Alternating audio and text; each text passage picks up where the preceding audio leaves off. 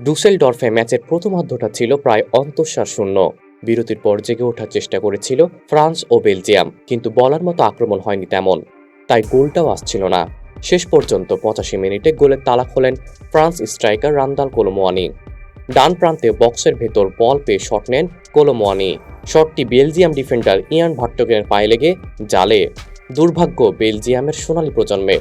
এবারের ইউরোকে শেষ সুযোগ হিসেবে নিলেও শেষ পর্যন্ত তাদের বিদায় নিতে হলো আত্মঘাতী গোলে। কারণ ভার্টগেনের ওই আত্মঘাতী গোলে শেষ 16-র এই ম্যাচে 1-0 ব্যবধানের জয়ে ইউরোর কোয়ার্টার ফাইনালে উঠেছে ফ্রান্স। ম্যাচ শেষে ভার্টগেনের শোকাহত মুখটা কষ্টই দিয়েছে বেলজিয়ামের সমর্থকদের। তবে ম্যাচে তেমন ভালো খেলতে না পারার হতাশা পোড়াবে বেলজিয়াম দলকে।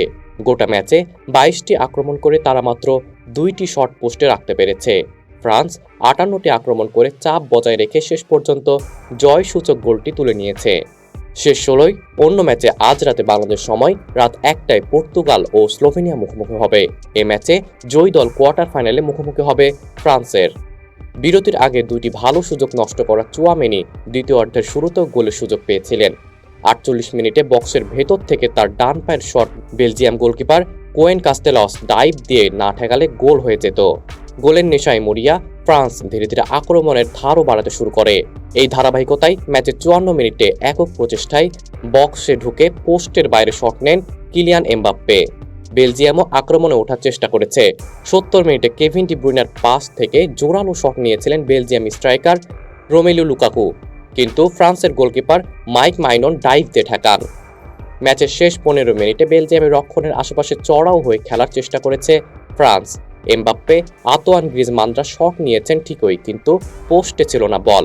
এর মধ্যেই 83 মিনিটে গোলের দারুণ সুযোগ পেয়েছিলেন বেলজিয়াম মিডফিল্ডার ডি ব্রুইনা। বক্সের মাথা থেকে ডান পায়ের জোরালো শট নিয়েছিলেন ম্যানচেস্টার সিটি তারকা। মাইনন এ যাত্রাও চীনের প্রাচীন হয়ে দাঁড়ান বেলজিয়ামের সামনে। প্রথমার্ধে কোনো দলই তেমন আক্রমণাত্মক খেলতে পারেনি। নকআউট ম্যাচ বলে সম্ভবত দাবার মতো ছক কষে খেলা শুরু করেছিল দুই দল। এরই মধ্যে কিছুটা দাপট ছড়ানোর চেষ্টা করেছে ফ্রান্স। 34 মিনিটে মার্কাস থুরামের হেড ডান পোস্টের পাশ ঘেঁষে গেছে।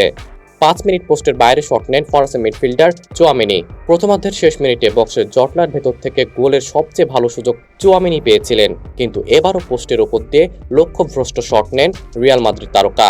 প্রথমার্ধে বেলজিয়ামের রক্ষণে 25টি আক্রমণ করেছে ফ্রান্স। 8টি শট নিয়ে মাত্র 1টি বেলজিয়ামের পোস্টে রাখতে পেরেছে ফ্রান্স। বেলজিয়াম 11 বার আক্রমণ করে 1টিও শট পোস্টে রাখতে পারেনি।